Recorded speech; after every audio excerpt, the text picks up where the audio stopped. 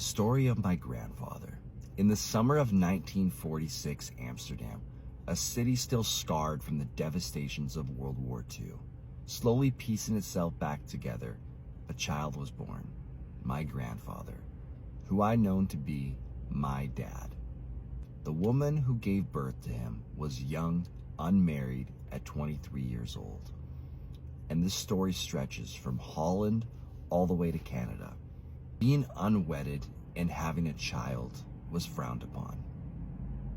Due to correspondence that I've seen in physical handwritten letters, my dad's biological mother's father was in communication with another family regarding getting provisions ready for the arrival of a child. I can assume from those handwritten letters was they were prepared to give my grandfather up to another family. That's when this mystery starts. My grandfather was raised by another family. 1 month after he was born, he was baptized. This is where the first twist happens.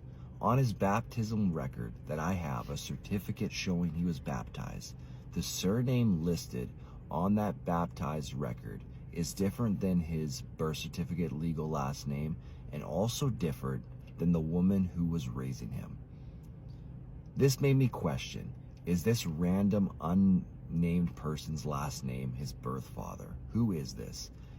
I later discovered through the years of 1946 to 1949, the woman that was raising him got married to a man whose last name matches that of my dad's baptism record. That was still different than his birth certificate's last name.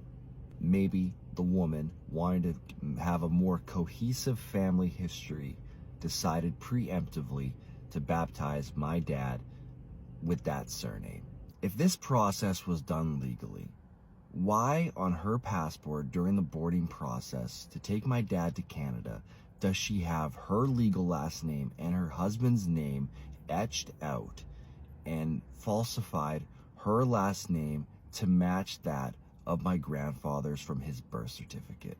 She was trying to falsify herself being my grandfather's biological mother.